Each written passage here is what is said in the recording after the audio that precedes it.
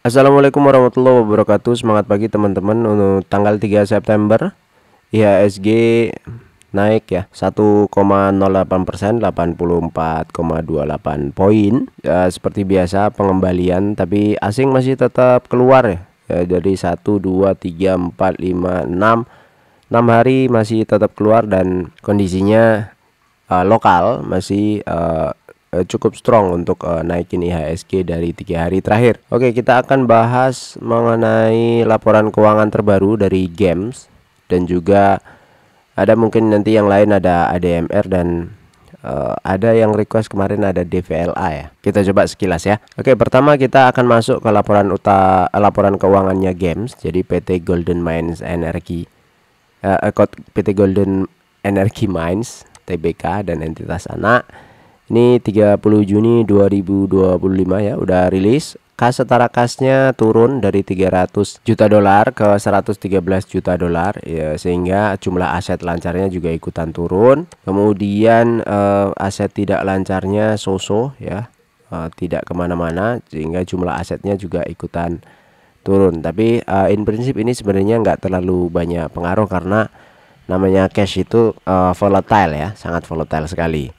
Liabilitas kondisinya bagus karena ada penurunan dari 578 ke 441. Ekuitasnya oke, walaupun turun. Jumlah liabilitas dan ekuitas oke. Terus pendapatan usaha. Nah, dari sini kita lihat sebenarnya Games itu nggak turun-turun banget ya, karena pendapatan usahanya ini 1 miliar ya, 1,1 miliar dolar, yang sebelumnya 1,3 miliar dolar. Nah, ini hampir mirip dengan kemarin punyanya Adro ya teman-teman ya. Jadi cuma turun 16% ya. Ini ya, 16%. Kemudian laba kotor turunnya cukup signifikan. Kenapa? Karena pendapatan usahanya turun, tapi beban pokok penjualannya masih naik. Jadi 733 ke 743. Sehingga laba kotornya turunnya lumayan signifikan ya. 401 dibagi 633. Turunnya 36% ini laba kotor. Laba usaha juga turun signifikan, laba sebelum pajak juga turun, laba periode berjalan juga turun, ini hampir separuh lebih malah. Dan kalau dilihat laba per saham itu juga turunnya separuh dibandingkan dengan tahun lalu, sehingga dia masih dalam ranah normalnya perusahaan-perusahaan batubara di kuartal 2.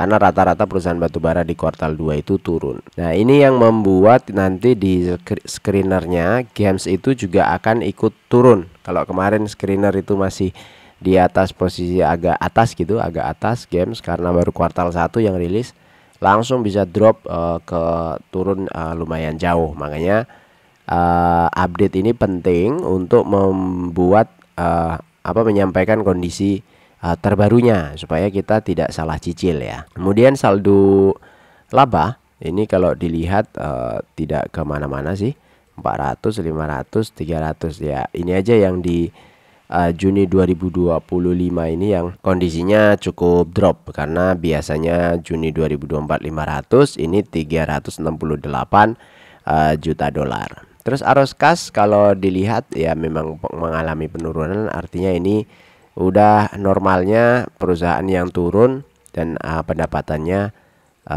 turun ya. Terus kalau kita detailkan di pendapatan usaha, ini ada penjualan luar negeri yang turunnya separuh teman-teman. Jadi ekspornya dia itu awalnya 900 juta dolar menjadi 482 juta dolar. Untung saja domestiknya bisa digenjot. Jadi ini marketingnya ini jago, ini Games. Dalam negeri bisa digenjot, mungkin dia murah, sehingga dia dapat orderan di dalam negeri lumayan banyak. Dan biasanya dalam negeri kan hanya PLN ya, yang paling gede makan batu bara itu ya pembangkit listrik lah. Ini pelanggan berdasarkan pihak ketiga dan pihak berelasi. Jadi di pihak berelasi ini kecil banget, malah justru dropnya jauh banget, 114 ke 19 juta dolar. Tapi yang pihak ketiga dia masih bisa pertahankan. Makanya ini powernya marketingnya ini bagus banget ini di Games. Berdasarkan mata uang ya, ini dolar Amerika sama ini rupiah ya, kondisinya oke lah ya.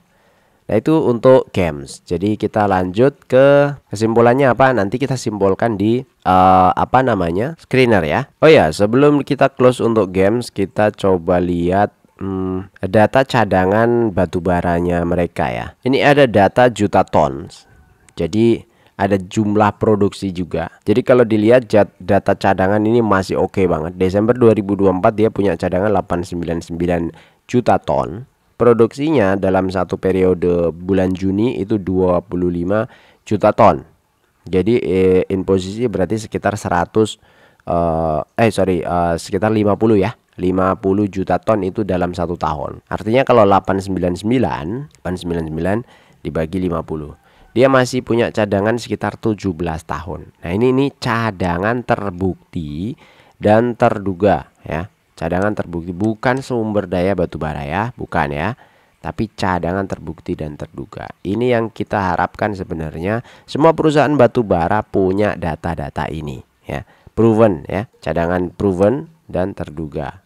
Ini provennya 758, terduganya 115. Bukan sumber daya. Kalau sumber daya masih jauh lagi ya, masih jauh lagi, harus punya tes dan seterusnya. Belum tentu ekonomis kalaupun ada. Oke, jadi 17 tahun menurut saya sangat aman untuk games. Lah, kita lanjut ke ADMR. ADMR untuk kas setara kas ini aman, 600 ke 500 itu turun aman, aset lancarnya juga aman, aset tidak lancar mantap ya, malah naik ini 1,2 ke 1,6. Ini yang paling gede ada di aset tetap nih, aset tetap 800 ke 1,2 miliar dolar ya. Dan untuk liabilitas kondisinya oke-oke saja sebenarnya, walaupun naik. Ini ada beban yang masih harus dibayar nih, nggak tahu beban apa. Di catatan 18. Kemudian total liabilitas jangka panjang ini naik. Oh ini liabilitasnya lumayan naik nih. Utangnya naik ya, ADMR. Ekuitasnya oke. Yang agak mengkhawatirkan di liabilitas ya. Pendapatan usaha turun drastis, 600 ke 443 ya. Turunnya 27% ini turunnya, luar biasa ya. Lumayan banget kan. Laba bruto juga turun 80, turun 45% laba brutonya. Laba periode berjalan ini juga turun. Jadi semuanya turun. Nah, cuma yang menarik adalah laba bruto turunnya jauh banget, tapi di total penghasilan, laba periode berjalan ini tidak terlalu signifikan turunnya. Jadi dia bisa mempertahankan dengan pajaknya dapat surplus dari sebelumnya, kemudian selisih kurs juga surplus dari sebelumnya. Paling itu sih. Yang lain-lain sih nggak ada. Dan lumayan ini 138 ke 245, 138 bagi 245, 43% ya, lumayan lah ya. Tetap turunnya tetap 43% untuk ADMR. Terus saldo laba Januari 24 25 ini tidak signifikan berubah ya, malah naik ini 1,2 miliar dolar. Gede saldo labanya. ADMR juga jarang bagi dividen kan, baru kemarin itu bagi dividen. Arus kas dari pelanggan juga turun. Jadi secara ADMR posisinya turun sih. Di laporan keuangannya ADMR tidak disebutkan cadangan batu baranya. Jadi kita harus ke public expose. Jadi nanti kita bahas aja belakangan untuk public expose-nya. Langsung saja kita ke laporan selanjutnya ya. Jadi game sudah, ADMR sudah, tinggal DVLA. Jadi nanti kita sekalian bandingkan ketiganya ya. DVLA posisinya aset lancar untuk kas setara kas naik, ini bagus. Total aset lancar ini naik, bagus. Aset tidak lancar so-so. Liabilitas, liabilitasnya naik. Ini ada beban accrual. Accrual malah kalau accrual. Kemudian utang usaha juga masih oke. Kemudian total liabilitas ini naik sedikit, ini 200 miliar ya, lumayan. Total ekuitas oke, so-so. Kemudian pendapatan tetap, ini pendapatannya, beban pokoknya mantap ya, turun drastis sehingga laba brutonya naik. Kita lihat di bawah apakah laba usaha naik. Oh ya, laba usaha naik, bagus. Laba sebelum ini bagus, laba periode berjalan naik juga bagus, sehingga laba per sahamnya bagus. Kalau nge-review bagus ini enak ya. 107 ke 108 berarti naik. Saldo laba aman ya, 12 10 1120 ke 1155 aman, tidak ada masalah. Kas dari pelanggan aman. Jadi DVLA ini bagus. Oke, langsung kita ke screener untuk games DVLA dan ADMR ya. Harga terakhir di hari hari Rabu itu 9.200 untuk games, turun 1,1 ya, karena laporannya memang turun, laporan keuangannya. Kemudian DVLA turun 3,4%, ADMR naik ini 2,9%. Nah, kalau ngelihat seperti ini, itu dividennya games 4 kali ya setahun, kemudian DVLA 1 kali, ADMR 1 kali saja. Nah, jika dilihat dari sini, ADMR belum saya update nih DER-nya, nggak apa-apa. Jadi EPS udah kita update semua, dividen payout ratio game 95%, walaupun bisa sampai 100% juga, DVLA 83, ADMR 28. Nah, ini kondisinya ya.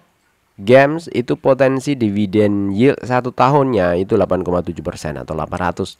DVLA 7,3%, ADMR 3,1%. Karena game sudah bagi 277, maka sisanya tinggal 5,7% ya. 277 rupiah tinggal 524 rupiah ya. Sudah bagi 3%. Kemarin kan udah bagi. DVLA, apakah DVLA sudah bagi? DVLA. Oh, belum ya, DVLA masih aman ya. Ini interim via final, berarti ini untuk 2024. Jadi ini masih data lama. Oke, saya hapus. Sehingga yang paling besar untuk sisa dividen ada di DVLA 7,3%. Nah, dengan kondisi seperti ini, kalau kayak games 8,7 kita masukkan ke dividen for living dengan 8,7% nabung 25 tahun. Ini kondisinya target kita punya dividen per bulannya 18 juta, sebenarnya ke hit ya 20,8 ya, 20.800.000 itu tahun ke-25 ada di sini ya. Investasi kita jadi 2,8 miliar yang awalnya 74 juta di awal, 50 juta sebagai modal awal, kemudian investasi per bulannya 2 juta per bulan. Nah, ini kira-kira di 2,8 miliar atau setahunnya 249 ya dividennya, sehingga sebulannya 20 juta. Jadi cukup harusnya untuk kalau kita pensiun ya, tinggal untuk membiayai hidup 2 orang lah ya pensiunan. Ini minimumnya. Tapi apakah targetnya jadi hanya seperti ini saja? Menurut saya enggak. Kalau memang benar-benar kita niat mau pensiun itu ya, kalau kita pengen punya pensiunan 18 juta per bulan ya, masa nabungnya cuma 2 juta per bulan kan gitu ya. Dan itu flat lagi ya, akhir tahun atau bonusan atau apa tidak ditambahkan di sini. Jadi ini masih sangat pelit lah, seolah-olah kita investasinya. Oke, saya kira itu untuk review games DVLA dan ADMR. Semoga bermanfaat. Makasih teman-teman yang sudah support di channel ini, yang join. Makasih yang sudah komen. Makasih yang sudah ngelihat video ini sampai akhir. Dan kita ketemu lagi di video berikutnya. Semoga saja doakan sehat. Assalamualaikum warahmatullahi wabarakatuh.